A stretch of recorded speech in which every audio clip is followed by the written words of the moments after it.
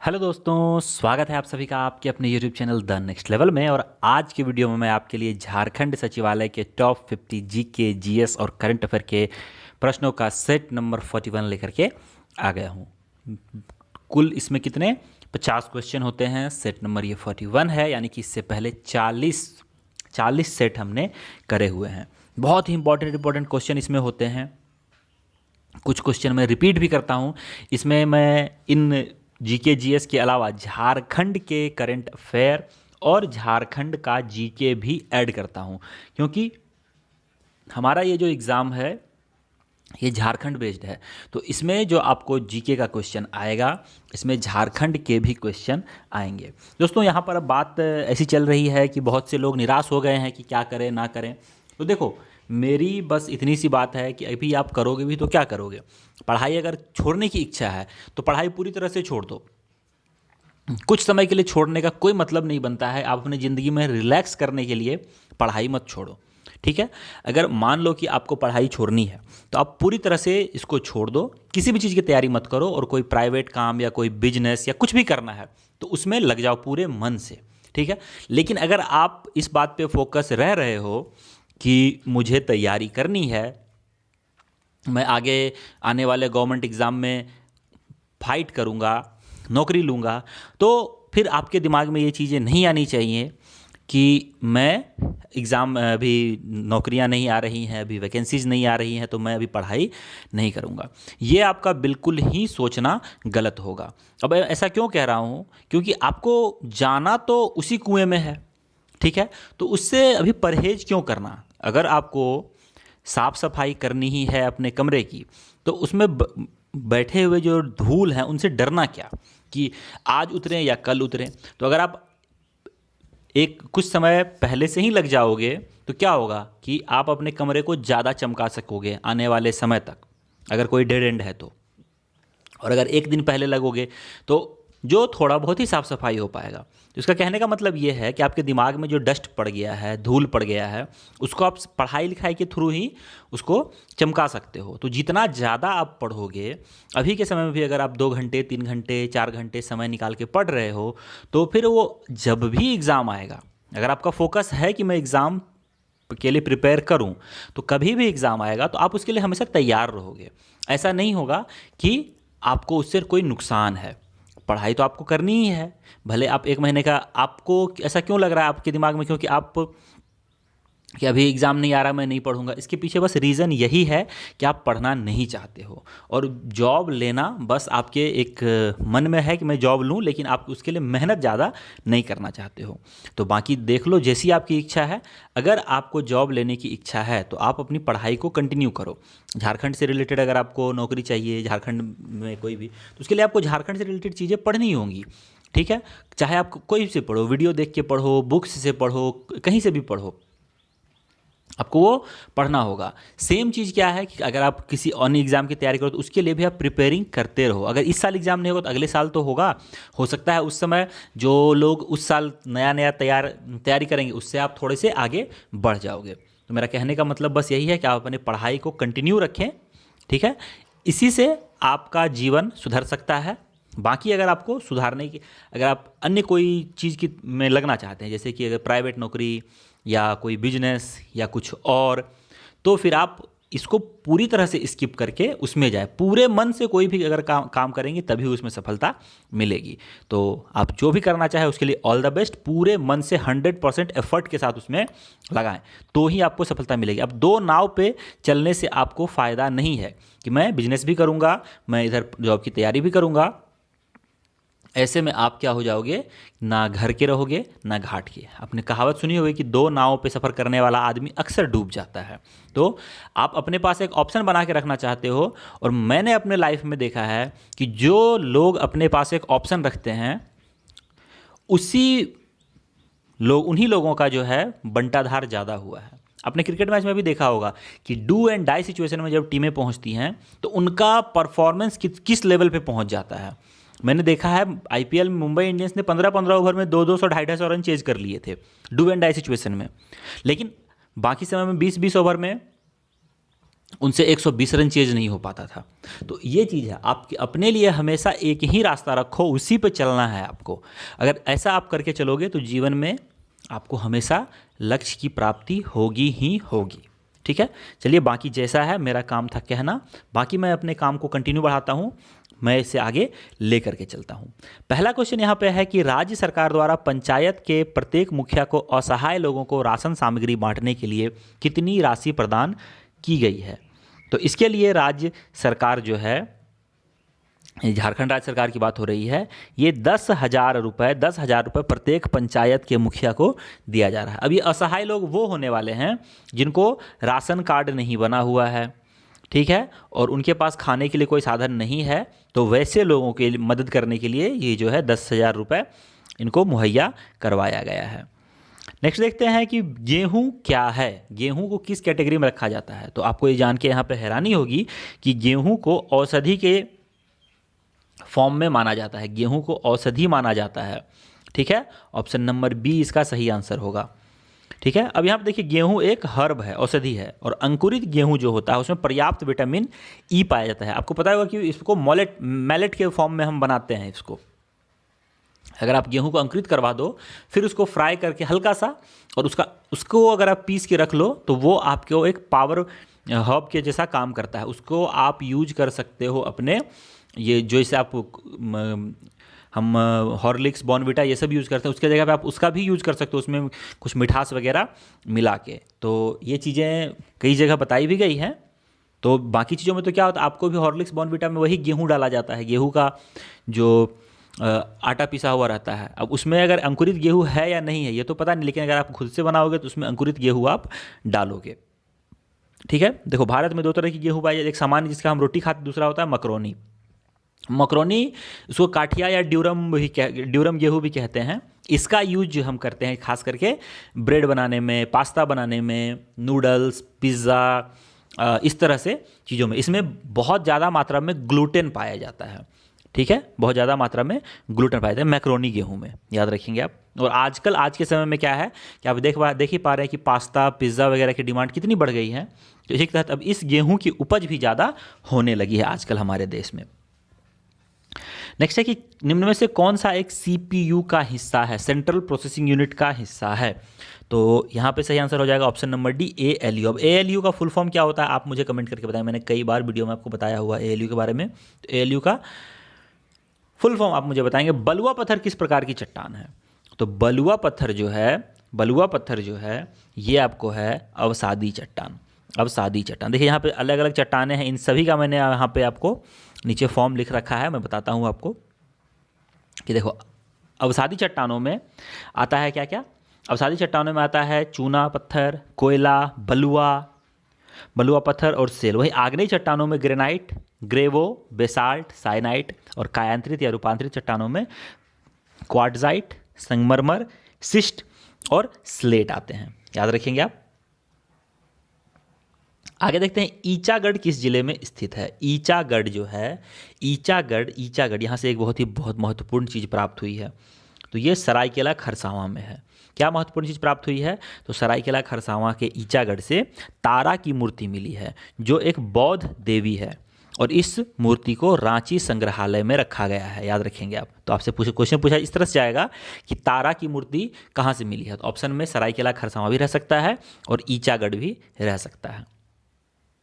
Next question है कि मृदा में जल तनाव मापने के लिए प्रयोग किए जाने वाले यंत्र को क्या कहते हैं। तो हिंदी में इसको कहते हैं हम तनाव मापी, अंग्रेजी में कहते हैं टेंसियोमीटर। ठीक है, सरफेस टेंशन को मापता है इसलिए टेंसियोमीटर कहते हैं हम इसको। ठीक है, चलिए आगे देखते हैं कि किस भारतीय क्रिकेट खिलाड़ी ने रांची में रेवोल्यूशन स्पोर्ट्स एकेडमी की शुरुआत की है। रेवोल्यूशन स्पोर्ट्स एकेडमी की शुरुआत करी है रोहित शर्मा ने। ठीक है, नेक्स्ट है कि निम्नलिखित में से कौन सा एक बुरा उष्मा का सुचालक है, परिचालक है। यानी कि उष्मा को सबसे का बैड कंडक्टर कौन है। देखो मैं आपको बता दूं कि उष्मा को सबसे अच्छे तरीके से कंडक्ट करेगा चांदी, ठीक है, सिल्वर।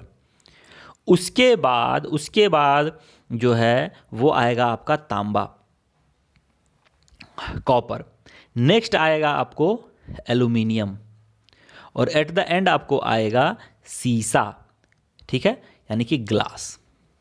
तो यहाँ पे ऑप्शन नंबर क्या हो जाएगा, यहाँ पे ऑप्शन नंबर सी जो है, सीसा जो है, ये आपका सबसे बैड कंडक्टर हो जाएगा, सबसे अच्छा चांदी। नेक्स्ट है, झारखंड क्षेत्र के किस आंदोलन में जतरा उड़ाव का संबंध है? जतरा उड़ाव झारखंड के किस आंदोलन से जुड़े हुए हैं? देखो, झारखंड के जो जनजातीय आंदोलन हुए उस पर मैं वीडियो ला रहा हूँ आपके लिए, कुछ वीडियो अपलोड हो चुके हैं, कुछ और अपलोड होंगे, तो आप उनको देखें, विजिट करें, आपके लिए बहुत फ़ायदेमंद होगा वो। तो जतरा उड़ाव जो है ये ताना भगत आंदोलन से इनका नाम है, ताना भगत आंदोलन। और ताना भगत जो है ये आंदोलन, ताना भगत आंदोलन मुख्यतः धार्मिक और राजनीतिक आंदोलन था। निम्न में से कौन फूल धारण करते हैं? निम्न में से कौन फूल धारण करते हैं? ब्रायोफाइटा, टेरिडोफाइटा, जिम्नोस्पर्म या एंजियोस्पर्म? तो इसमें से अगर आप देखें तो एंजियोस्पर्म में फूल आता है, एंजियोस्पर्म में फूल आता है। अब देखिए, एंजियोस्पर्म पौधे में बीज है ये सदैव फल के अंदर होता है। इनमें साफ झाड़ियाँ और वृक्ष तनों, इनमें साफ, मतलब इनमें जो है झाड़ियाँ, वृक्ष, तीनों प्रकार में बांटा जाता है, ठीक है। और इसमें क्या है कि प्रजनन अंग पुष्प ही होता है। और एंजियोस्पर्म पौधे में दोहरे निषेचन के दृष्टिगत होता है। और एंजियोस्पर्म एक बीजपत्री और द्विबीजपत्री में भी विभाजित किया जाता है। इसके बारे में आप जानेंगे तो इस तरह से है। हाल ही में बिरसा जैविक उद्यान में एक हाथी का बच्चा लाया गया है, ये इसका क्या नाम रखा गया? तो इसका नाम रखा गया है आनंद। आनंद। बिरसा जैविक उद्यान कहाँ पे, आप मुझे कमेंट करके बताएं। बिरसा जैविक उद्यान कहाँ पे है, प्लेस कहाँ पे है इसका, ये आप मुझे कमेंट करके बताएंगे, ठीक है।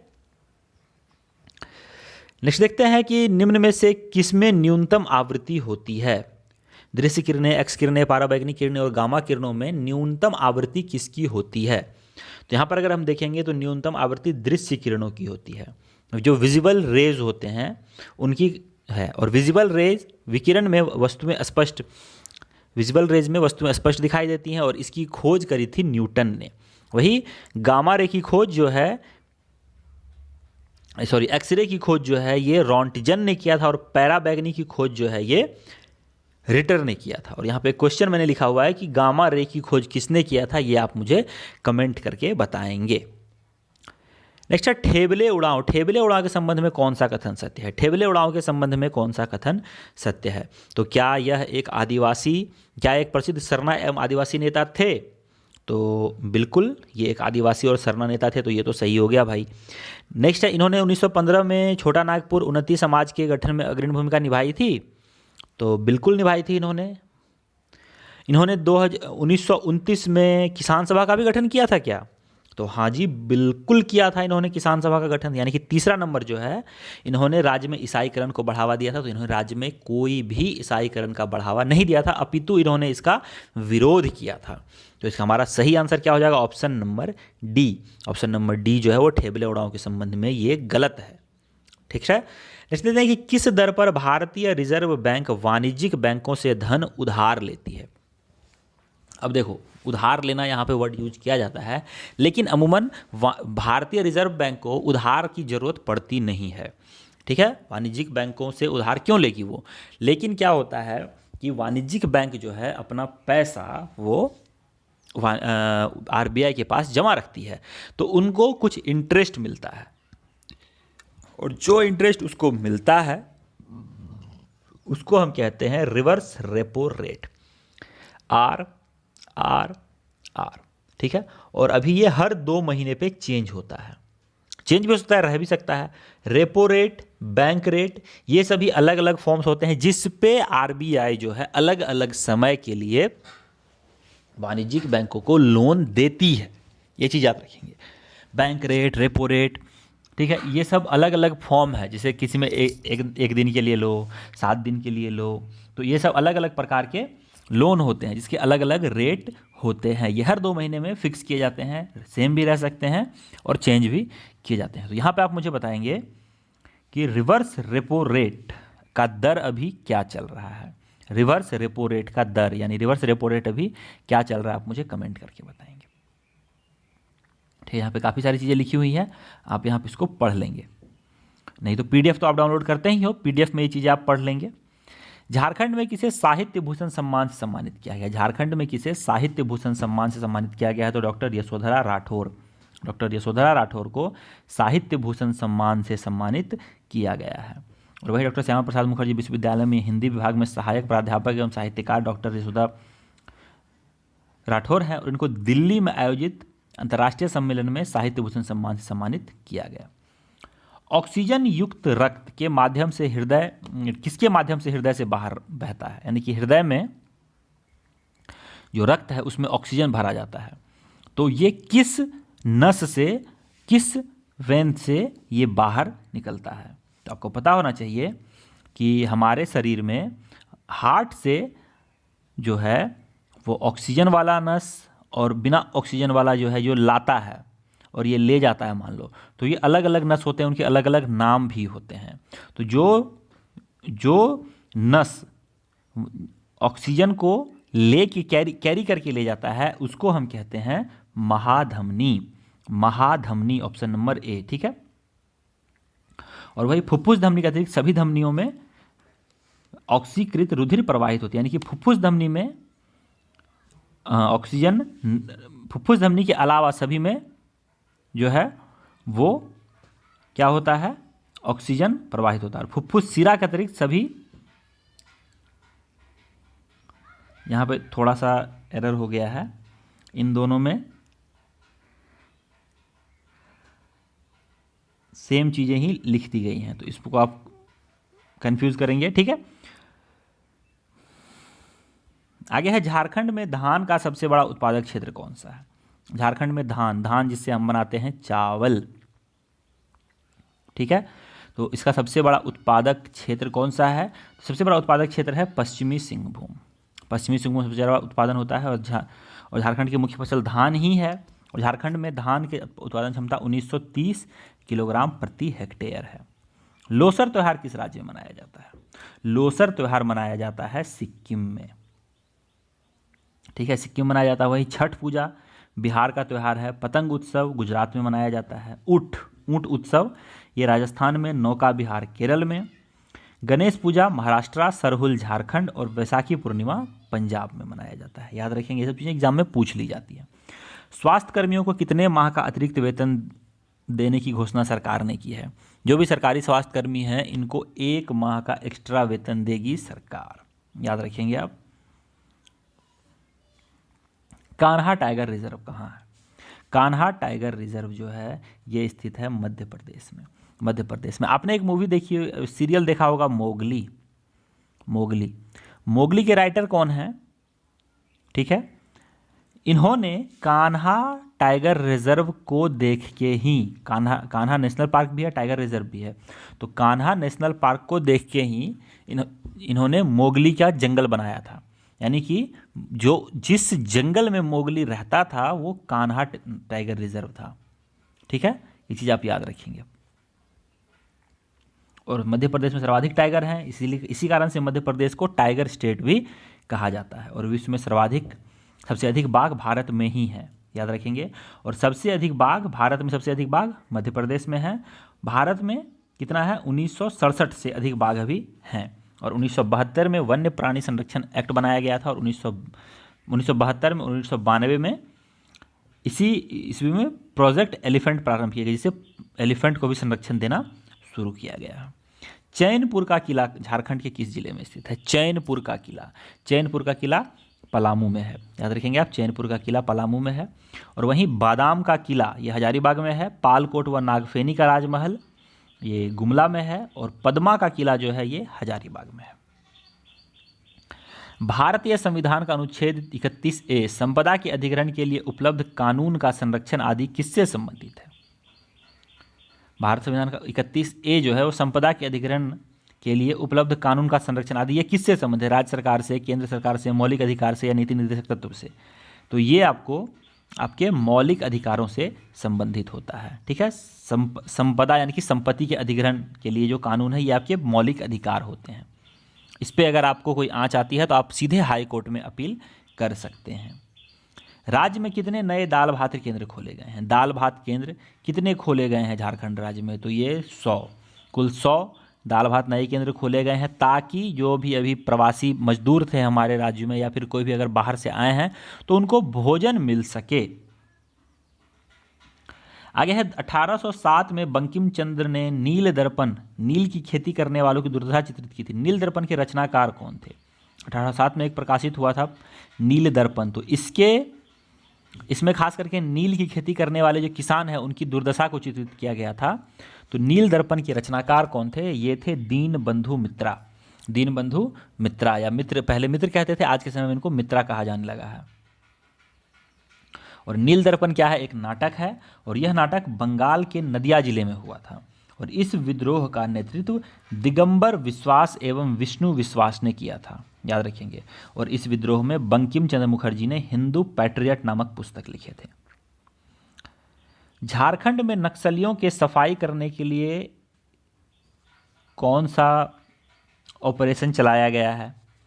तो इसके लिए चलाया गया है ऑपरेशन एनाकोंडा 2 और ऑपरेशन ग्रीन हंट, यानी कि ऑप्शन नंबर डी इसका सही आंसर हो जाएगा। और झारखंड सरकार द्वारा नक्सलियों को मुख्य धारा में जोड़ने के लिए ऑपरेशन की नई दिशा अभियान चलाया गया है।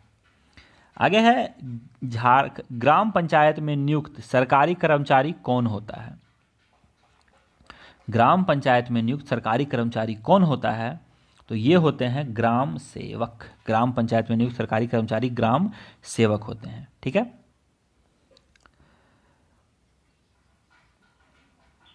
नेक्स्ट है झारखंड राज्य में, देखो ये मैं डिटेल्स है, मैं इसको ज़्यादा नहीं पढ़ रहा हूँ, समय ज़्यादा लगेगा इसीलिए मैं शॉर्ट में करना चाह रहा हूँ इसको।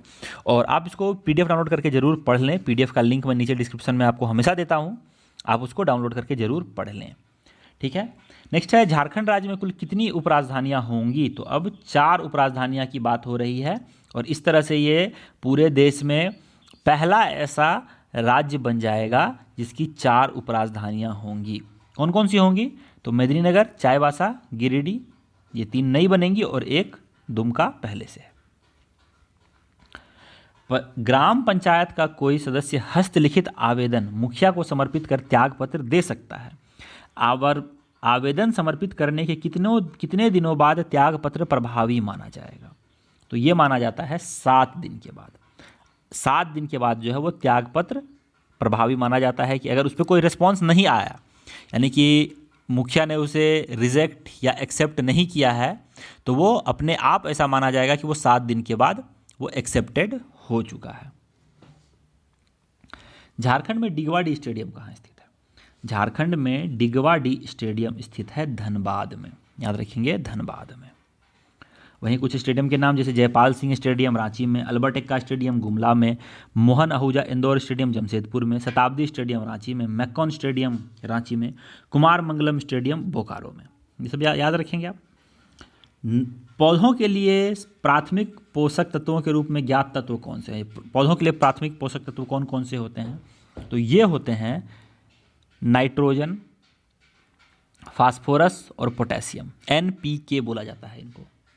ठीक है। NPK के नाम से आपको खाद भी मिलता है मार्केट में। ठीक है। और मानव के विकास के लिए प्रोटीन एक अनिवार्य तत्व है और इसकी कमी से कई सारे रोग होते हैं, आपने देखा ही होगा। Coffee table book tribal and folk painting of India का विमोचन किसने किया? Coffee table book tribal and folk painting of India, इस एक पुस्तक है, इसका विमोचन किसने किया है? तो इसका विमोचन किया है डॉक्टर DK तिवारी ने। डॉक्टर DK तिवारी ने। भारत में सबसे छोटा दिन कब होता है? भारत का सबसे छोटा दिन 22 दिसंबर को होता है, 22 दिसंबर को। और वहीं उत्तरी गोलार्ध में भारत जहां सबसे बड़ा दिन 21 जून को होगा। 23 सितंबर और 21 मार्च को दिन और रात बराबर होंगे और 22 दिसंबर को दक्षिणी गोलार्ध में सबसे बड़ा दिन होता है। ठीक है। संथाल परगना काश्तकारी अधिनियम 1949 निम्न में से किन राज्यों में लागू है? संथाल परगना काश्तकारी अधिनियम 1949 निम्न में से किन राज्यों में, यहाँ पे किन जिलों में लागू होगा? ये यहाँ पे ये राज्य हो गया, यहाँ पे किन जिलों में लागू है ये यहाँ पे होगा। तो आपको बता दूं कि ये दुमका, जामताड़ा, गोड्डा, पाकुड़, साहेबगंज और देवघर में लगता है संथाल परगना काश्तकारी अधिनियम। और यह नियम जो है संथाल परगना के भूस्वामियों और रैयतों के हित में इनकी भूमि की सुरक्षा के लिए बनाया गया था और यह नियम 13 अप्रैल 1949 से लागू है। भारत में गांधी जी का प्रथम सत्याग्रह कहाँ हुआ था? तो गांधी जी का प्रथम सत्याग्रह हुआ था चंपारण में। ठीक है, और चंपारण सत्याग्रह 1917 में हुआ था, ये बिहार में है। और अहमदाबाद सूती वस्त्र मिल में सत्याग्रह 1918 में ईस्वी में चलाया गया था, ये भी आप याद रखेंगे। और खेड़ा सत्याग्रह 1988 में चलाया गया था, ये सब चीज़ें याद रखेंगे आप। चंपारण सत्याग्रह के लिए राजकुमार शुक्ला ने गांधी जी को पत्र लिख के बुलाया था। झारखंड राज्य में 10 अप्रैल तक कुल कितने कोरोना संक्रमित पाए गए? देखिए, ये क्वेश्चन को मैं रिजेक्ट करता हूं क्योंकि इसका कोई मतलब अब नहीं है, क्योंकि अभी आपको भी पता है कि झारखंड में मरीजों की संख्या 1000 के करीब पहुंच गई है। तो 10 अप्रैल तक कितने कोरोना संक्रमित हैं, इससे कोई मतलब नहीं है। भारत के पश्चिमी तट के उत्तरी भाग को क्या कहते हैं? भारत के पश्चिमी तट के उत्तरी भाग को क्या कहते हैं? तो भारत के पश्चिमी तट के उत्तरी भाग को कोंकण तट कहते हैं, कोंकण तट। ठीक है, और पश्चिमी घाट के दक्षिणी भाग को मालाबार कहते हैं, वहीं पश्चिमी घाट के मध्य भाग को मंगलूर तट कहते हैं। ठीक है, और पूर्वी घाट को कोरोमंडल तट कहते हैं। मंगलूर तट, कोरोमंडल तट, मालाबार तट, ये सब चीज़ें आप याद रखेंगे। रांची स्थित जगन्नाथ मंदिर की ऊंचाई, हाइट कितनी है? तो इसकी ऊंचाई 100 फीट है। ठीक है, मंदिरों पे एक वीडियो मैंने बनाया हुआ, आप वो वीडियो देखें, इसके बारे में आपको पूरी जानकारी मिल जाएगी। इसका निर्माण 1691 में हुआ था और इसका एनी शाह ने करवाया था, गंगवंशी राजा थे। राष्ट्रीय राजमार्गों के विकास के लिए स्वर्णिम परियोजना किसके द्वारा शुरू की गई थी? राष्ट्रीय राजमार्गों के विकास के लिए स्वर्णिम परियोजना जो है ये शुरू की गई थी अटल बिहारी वाजपेयी के द्वारा, अटल बिहारी वाजपेयी के द्वारा। ठीक है, राज्य के कितने उम्र के सभी विधवाओं को पेंशन दिया जाएगा? तो 18 वर्ष से प्लस की जितने भी विधवाएं हैं इनको पेंशन देगी सरकार। और ये जोबा मांझी ने इसकी घोषणा की है, जो कि महिला एवं बाल विकास सुरक्षा मंत्री हैं झारखंड की। भारत में विद्युत उत्पादन में सबसे बड़ी हिस्सेदारी निम्नलिखित विकल्पों में से किसकी है? भारत में विद्युत उत्पादन में सबसे बड़ी साझेदारी किसकी है? तो सबसे बड़ी साझेदारी आज के समय में भी हमारे देश में थर्मल ऊर्जा का ही है। ठीक है, किसका है? थर्मल ऊर्जा का, जो कोयले को जला के हम प्राप्त करते हैं उससे। ठीक है, तो ये 2/3 हिस्सा जो है ये इसी से आता है और उसमें भी 54% सिर्फ कोयला से मिलता है हमें। और पवन ऊर्जा, सौर ऊर्जा, एटॉमिक ऊर्जा तथा जल विद्युत ऊर्जा से अन्य प्रमुख स्रोत हैं, याद रखेंगे। तिर्की मेला का आयोजन झारखंड में कहाँ किया जाता है? तिर्की मेला का आयोजन झारखंड में कहाँ किया जाता है? तो ये किया जाता है चाईबासा में। तिर्की मेला का आयोजन चाईबासा में किया जाता है। और झारखंड के गुमला जिले में उर्स मेला, नवमी डोल मेला का आयोजन रांची के टाटीसिलवी में किया जाता है। डैश एक स्थिति है जिसमें रक्त में लाल कोशिकाओं या हीमोग्लोबिन की कमी हो जाती है, यानी कि एक बीमारी का नाम आपको बताना है जिसमें रक्त में लाल कोशिका या हीमोग्लोबिन की कमी होती है। तो यह है एनीमिया। एनीमिया ऐसी बीमारी है जिसमें रक्त में लाल कोशिका या हीमोग्लोबिन की कमी हो जाती है। ठीक है, हाल ही में खिलाड़ी सुरेंद्र सन्याल का निधन हो गया, वह किस खेल से संबंधित थे? तो सुरेंद्र सन्याल जो हैं ये एक क्रिकेटर थे, क्रिकेटर, याद रखेंगे। और ये रांची के जाने माने क्रिकेटर थे। 83 के एज में इनका निधन हुआ। अनानास कोमोसस किसका वैज्ञानिक नाम है? अनानास कोमोसस किसका वैज्ञानिक नाम है? तो ये वैज्ञानिक नाम है पाइन एप्पल का, अनानास का ही नाम है ये। ठीक है,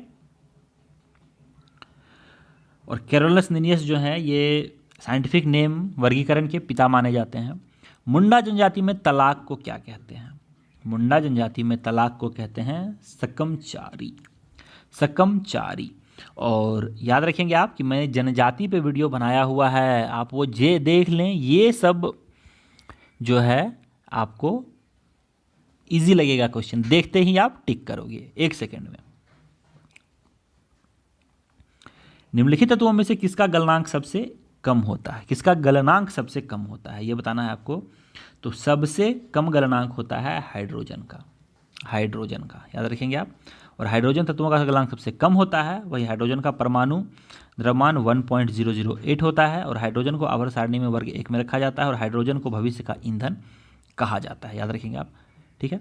वहीं सबसे कम गलनांक हीलियम का होता है, ये आप याद रखेंगे। अगर सभी तत्वों में देखें तो यहाँ पे ऑप्शन में है, लेकिन सबसे कम अगर हम देखेंगे तो वो हीलियम का होगा, ठीक है, याद रखेंगे आप। और राज्य सरकार लोगों को दाल भात केंद्र में कितने रुपए में भोजन उपलब्ध करवाएगी? तो ये मात्र अभी के समय में ये मुफ्त में, वैसे तो 5 रुपये में करवाने की बात हुई थी, लेकिन अभी लॉकडाउन के समय में जब ये कोरोना काल चल रहा है तो ये, ठीक है, ये मुफ्त, लेकिन पहले 5 रुपये, याद रखेंगे आप। अभी इसका आंसर क्या होगा? मुफ्त।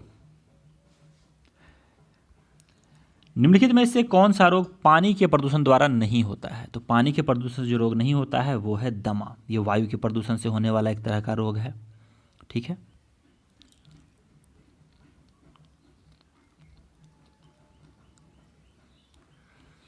नेक्स्ट है भारतीय अनुसंधान संस्थान कहाँ पर है? भारतीय अनुसंधान संस्थान, तो ये है आपको रांची में। रांची में भारतीय अनुसंधान संस्थान। ब्रिक्स 5 देशों का समूह है, इसमें ब्राज़ील, रूस, भारत, चीन के अलावा और कौन सा देश है? तो एस से यहाँ पे हम लेते हैं साउथ अफ्रीका को। जैसे ब्रिक्स का जो अलग अलग नाम है, जैसे बी से आता है ब्राज़ील, आर से आता है रूस, आई से आता है इंडिया, सी से आता है चाइना और एस से आता है साउथ अफ्रीका, ठीक है, याद रखेंगे। दोस्तों यहाँ पर 50 क्वेश्चन हमने करे हैं। आई होप आपको ये 50 क्वेश्चन अच्छे लगे होंगे। अगर आपको वीडियो अच्छा लगा तो वीडियो को लाइक करें। अगर आपको क्वेश्चन का लेवल इजी लगता है तो आप वो भी बताएं। हार्ड अगर और चाहिए तो आप वो मुझे कमेंट करके बता सकते हैं। जैसा भी चाहिए आप मुझे अपना राय रखें, मैं अच्छे से अच्छे वीडियो आपको पहुँचाने का कोशिश करूँगा। तो इस वीडियो में इतना ही लेना मैं चाहता हूँ आपसे विदा। मिलूंगा आपसे अगले वीडियो में। जय हिंद, जय भारत, वंदे मातरम।